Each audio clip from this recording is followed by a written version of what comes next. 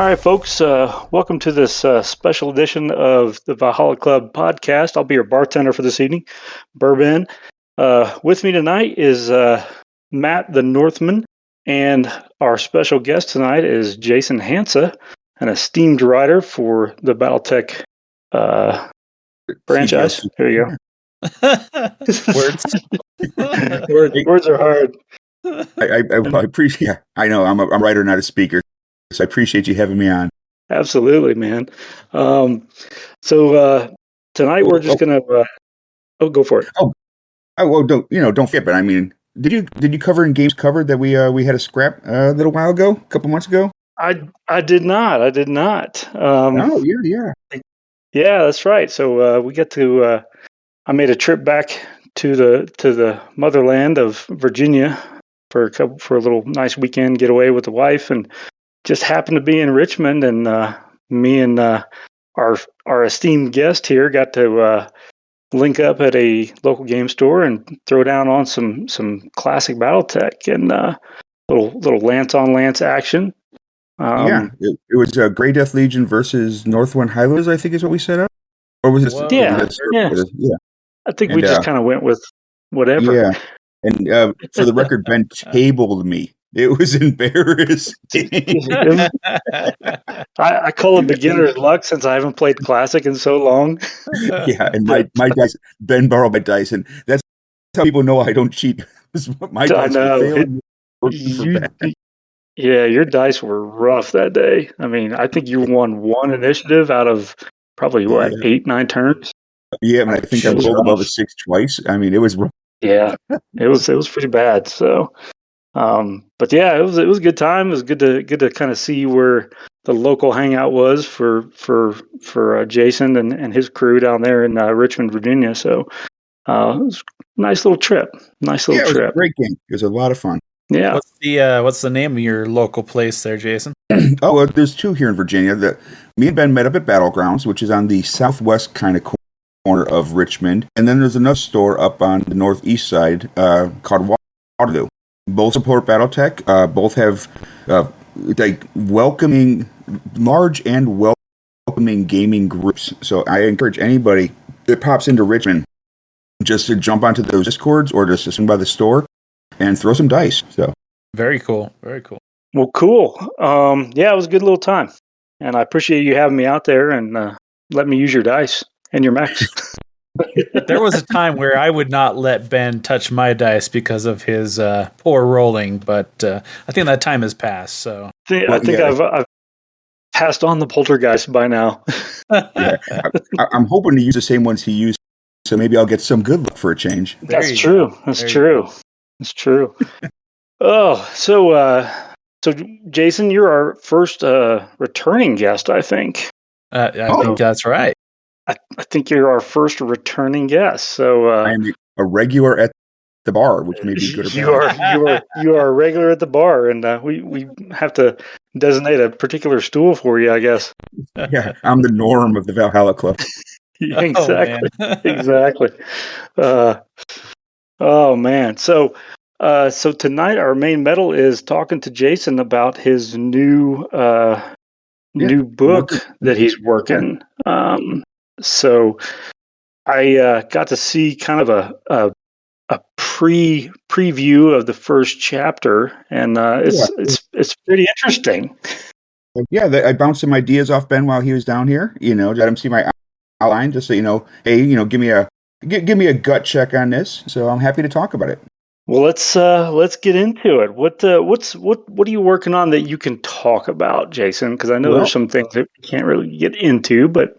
Of course, everybody knows. Can you divulge? Yes. Well, everyone knows I'm working on the Wars of Reaving, Book 2. But in this case, specifically, I've been asked, and I'm humbled to be able to continue the story of Far Country with the Farther Country. Slated to come out next year on the 1st of April. And I'm super excited about it. It's a continuation. Oh, it's going to be great. This is awesome. I hope so. I'm humbled. We stand on us current writers stand on the shoulders of giants. So my plot is, it's about 10 years after. I guess I'm sorry. It's like 20, 25 years after. It's the midst of the Jihad. And the humans, the Death Team, the survivors that they pulled, and all the Tiete are up there in far country, which is the moon, not where they originally landed on the first story. And they found kind of like a crash drop ship, so they've got some supplies, they've got some mechs, they're doing okay. And a jump ship misjumps in, and it's actually escaping Word Blake troops. And in this jump ship are essentially two different groupings. You've got these elite, the elite Shadow Division troops, a level 3, which is equivalent to an Inner Sphere battalion, but everybody knows because of combined arms, it comes out a little differently. You've got these Shadow troops, Shadow Division troops, which are just vicious and mean and everything you hate about the Word of Blake troops. But one of the main characters of the story, there's a couple of different movies, is this other level 3 that comes from Wisconsin, Terra. And their official slogan is by Blake Light, but they call themselves like the Live Bree or Died Brigade. So these Wisconsinites, the Shadow Division lands, and of course they want to claim this planet for Blake, start kind of rebuilding a force. They think they're going to be able to find their way home, and they want to be able to go back on the offensive. And the Wisconsinites, they're not having it. They're not really in on that. They're kind of sick of the war. They recruited from Terra to defend Terra, but that wasn't what their view of the jihad was supposed to be. So obviously, eventually, they're going to jump onto the defending side. They'll switch sides, and at the end, they kind of just end up kind of living in harmony.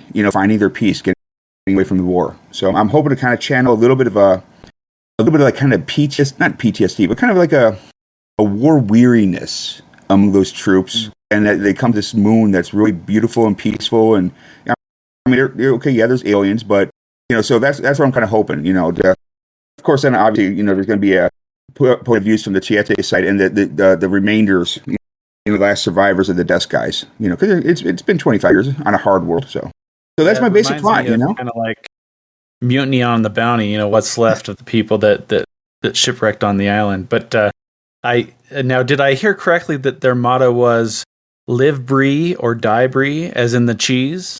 Because that's right. Wisconsin. Oh, okay, That is awesome. That is incredible. That is unofficial motto. Because unofficial motto. These are just bubbas and men and women from like Janesville, Wisconsin. They're not taking themselves real seriously here. Yeah. Cheese heads instead of helmets and stuff. Yeah, I like it. All their mechs painted with green and yellow stripes on them for the Packers. Yeah. Exactly. Blue cheese looking decorations on tanks. Just yes. They leave a trail of stench behind them as they go. It's their chemical warfare attacks. Is the smell of brie and blue cheese and Limburger. Oh man. So what are your thoughts on have the Teate like organized a little bit and maybe gotten some training from some Dest guys, and now they're a force to be reckoned with? Absolutely. One of the things I'm really kind of laying into is that they're not stupid; they're just uneducated. So there's definitely obviously at this point there have been multiple generations of the aliens raised, and they've gone to school, they're learning to read, and so I'm also leaning into that birds have wickedly good eyesight. So in the mechs, the Tiete, they have to kind of modify them. But they're in these Star League era mechs, they are just wickedly good with laser weapon, like autocannons. So like when they're like in a flashman, they're just dangerous. They're able to punch way above their weight. So yeah. I feel like this is that bit from the other guys where the School of Tuna is building a breathing apparatus to get the taste of lion. Oh man, this is awesome. Now there's no inbreeding or anything. There's no aliens and stuff. Okay, we don't want that kind of stuff. Yeah, I jokingly pitched that to Ray, and he gave me the side eye so hard that I think I've lost a year of life. You had to kind of. It was a joke. Yeah, John Helfer's smacked me on the upside of my head later. Like, what were you thinking? Oh, that's great. That is awesome. So Wow. All right. So that's Do you foresee this being like a continue after this? I would love to. I mean, of course, sees how long it goes, how well it goes over with the readers, but I would very much love to kind of revisit them. Maybe somebody quote unquote misjumps in during the Ill Clan era. So I could revisit the society and see what this introduction of fresh blood and fresh ideas, and these people who just really kind of want to relax. I would love to revisit them. I'm hoping that this cat is on, and I'm asked to write it like a farthest country. Farthest, yes. I love it. Yeah. Farther and farthest, yes. Yeah, I exactly. like it. They kind of round out the trilogy. Of course, this is me wishing into the sunlight here. First I have to finish from this, but so I could definitely see this as like, the new trilogy for people that have kind of, all the other the Warrior trilogy and all the Great Death trilogies and stuff. This could be the new one for like our era. The intro primer to BattleTech with totally. The intro on like how BattleTech works. It's like, hey, here's like a series, but you don't have to worry about trying to understand 100 years continuity.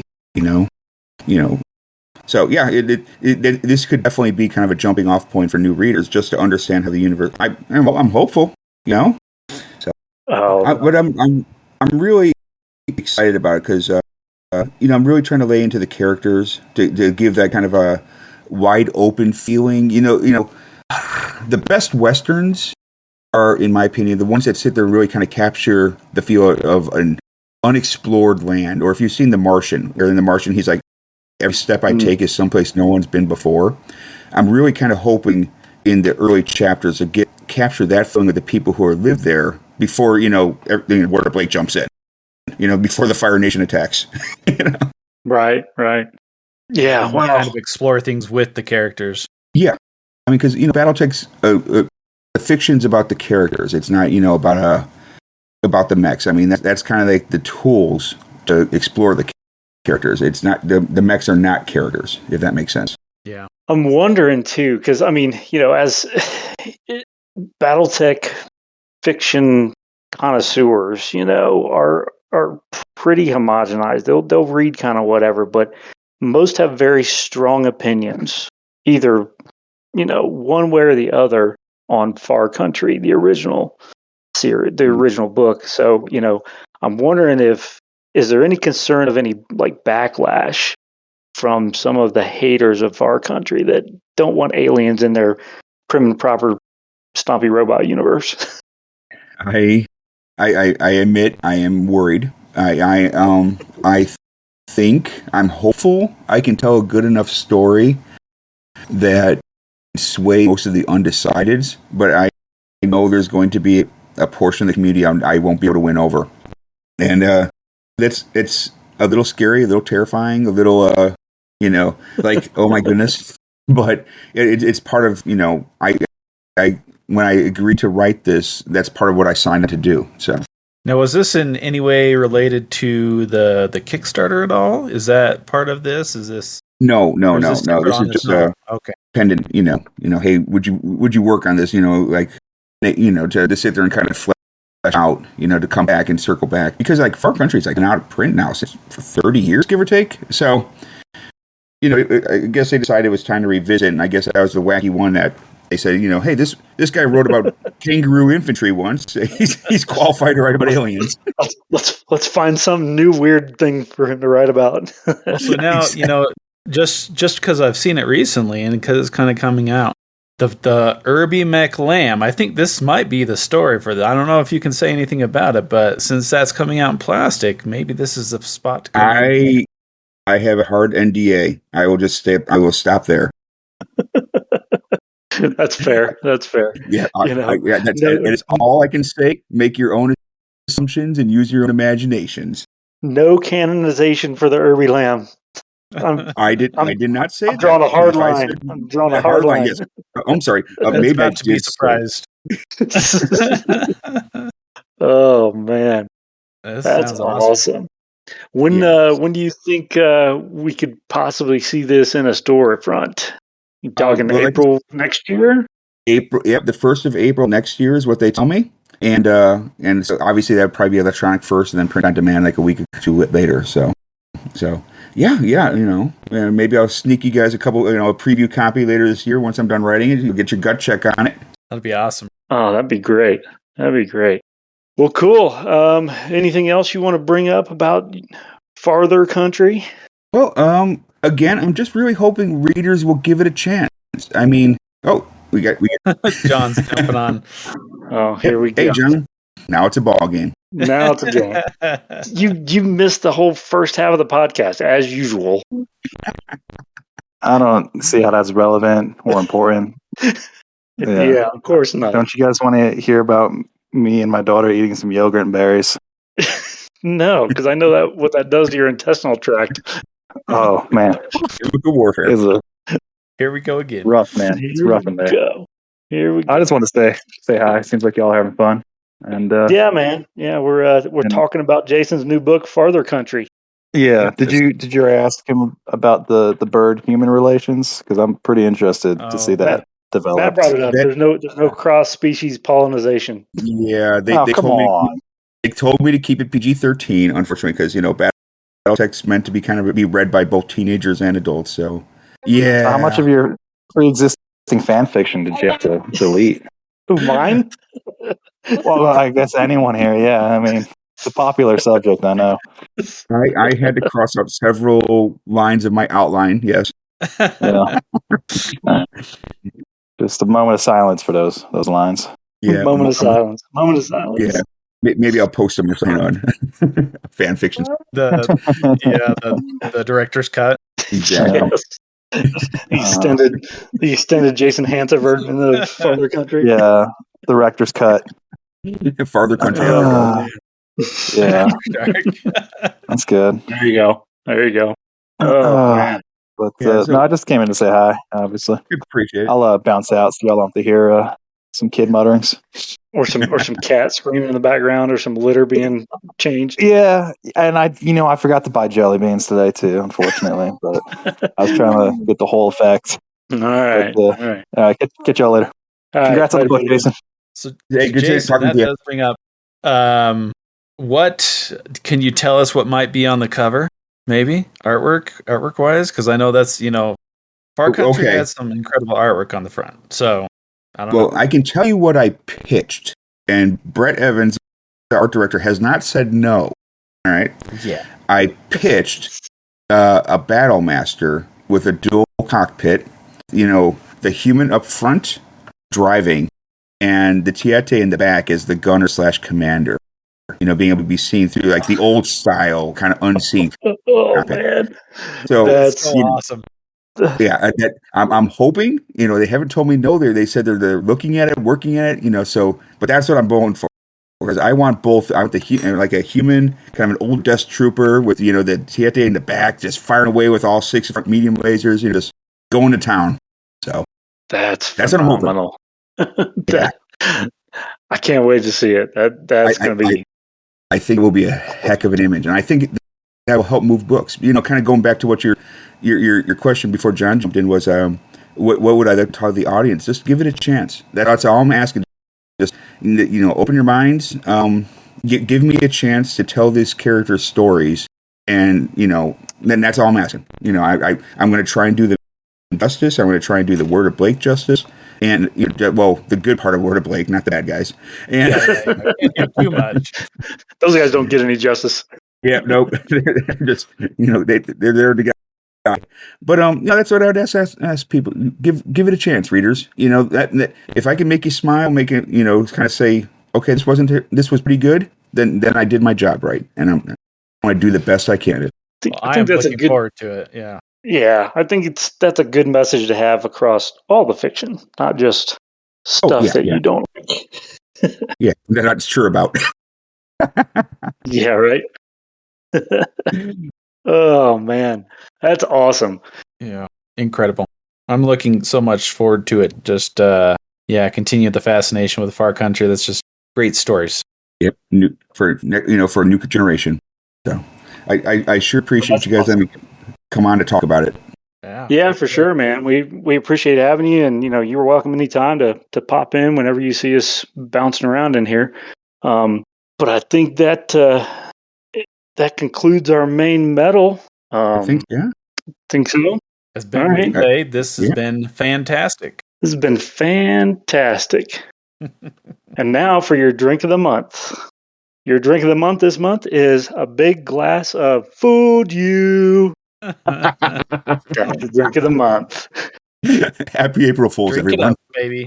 April Fools. There's no such thing as Father Country. Yeah. We should probably And put if you that think out there there. should be. Yeah. Oh, man. If you think there should be, you can reach us at heat.management. Yes. Any complaints about it? Heat.management. And if you really don't like the content, reach out to WNRP at wolfstragoons.com. Yes, all of the above. But thanks for having me on, guys.